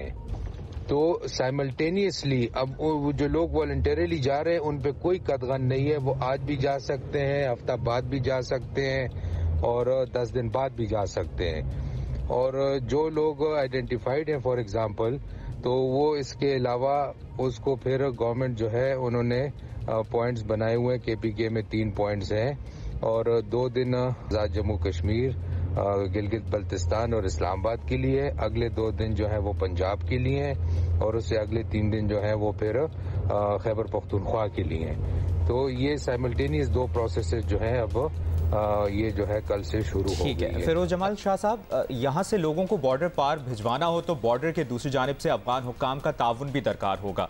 क्या वहाँ से कोई रुकावट, कोई मुश्किल सामने आई है अब तक? अभी तक जो है ऐसा कोई मामला पेश नहीं आया जहाँ वहाँ पे कोई प्रॉब्लम हो। वॉलंटरीली ये लोग जा रहे हैं और वहाँ के ज़्यादातर मुकीम हैं और ये सिर्फ इनके लिए नहीं है, जिस मुल्क के भी हों तो ये वहाँ पे जाके उनके अपने वहाँ पे घर हैं, उनके अपने वहाँ पे मिसाल है अपनी जायदादें हैं, अपने उनके सारा उनका वहाँ पे वो है। तो कोई ऐसी प्रॉब्लम अभी तक जो है वो कोई पेश हमें नहीं आई है। और जो इंटरिम गवर्नमेंट अफगानिस्तान की है उसकी अपनी जो है मिसाल बका भी इसमें है कि वो भी इन चीज़ों को सीरियसली ले और जिस तरह हुकूमत पाकिस्तान का हमारा जो है वो ले रही है, जो एंटी स्मगलिंग है, जो क्रॉस बॉर्डर जो है ये मसाइल हैं, तो उनको भी जो है इन चीज़ों पे काफ़ी फिक्र गौर करना चाहिए। और जिस तरीके से पाकिस्तान गवर्नमेंट जो है वो इन चीज़ों को जिस तरीके से ले रही है और जिस सीरियसनेस से ले रही है तो उनकी भी जो है वो बका इसी में है कि वो उसी तरीके से जो है अपनी पॉलिसीज जो है वो कर भी रहे और मजीद भी करनी चाहिए। अच्छा, फाइनली ये भी बता दें, ये सब कुछ बड़ी अच्छी तरह प्रॉपरली अगर हो भी जाए तो फिर भी ये याद रखना चाहिए कि कई साल यहाँ रहने वाले इन अफराद के ऑब्वियसली यहाँ ताल्लुकात हैं, रिश्तेदार भी होंगे, कुछ कनेक्शंस तो इन्होंने बनाए ही होंगे। तो क्या यहाँ से चले जाने के बाद इन फ्यूचर वो पाकिस्तान आमदोरफ्त की इजाज़त उनको मिलेगी, आ जा सकते हैं? ये देखिए, ये जो पॉलिसी बनी है वो इसका मकसद ये नहीं है कि हम मिसाले लोगों को जबरी जो है वो इस तरीके से वो करें। वॉलंटरीली ये लोग जो हैं अपनी मर्जी से जा रहे हैं। हम इनको सिर्फ ये कह रहे हैं कि हर मुल्क के अपने कवानीन होते हैं, तौर तरीका होता है हर मुल्क का। आप यूरोप चले जाएं, अमेरिका चले जाएं, कनाडा चले जाएं, किसी मुल्क चले जाएं, उसी तरीके से पाकिस्तान के हैं। तो ये लोग अपने मुल्कों को वापस जाएं, वहाँ पे पासपोर्ट बनाएं और वीज़ा लगा के जो है वो अगले दिन वापस आ जाएं, लेकिन प्रॉपर तरीके से आएं और प्रॉपर यहाँ पे अगर बिजनेस करना चाहते हैं या उनके जो यहाँ पे प्रॉपर्टीज हैं उनको हमने गवर्नमेंट ने ये भी तरजीह रखी है कि किसी किस्म का इनके साथ ना अभी तक कोई ऐसी ज्यादती हुई है और ना इंशाल्लाह आगे होगी। अपने मुल्कों को ये जाए, वीजे लगा के वापस आ जाए। और पाकिस्तानी हैं वो कई लोग जाते हैं, यानी कानूनी तौर पर वो वापस भी आ सकते हैं, आ जा सकते हैं। फिरोज जमाल शाह साहब वज़ीर इत्तलात खैबर पख्तूनख्वा हमारे साथ मौजूद थे और तमाम तर मामले पर बता रहे थे अपनी राय। हाँ बिल्कुल, तो ये पूरा सिलसिला जो है पूरे मुल्क में ही जारी है और वॉलंटरीली लोग जा भी सकते हैं और लीगल तरीके से वापस आ भी सकते हैं, कोई ऐसा भी मसला नहीं है। Alright, that's it for today, we will see you tomorrow इंशाल्लाह। Bye, take care.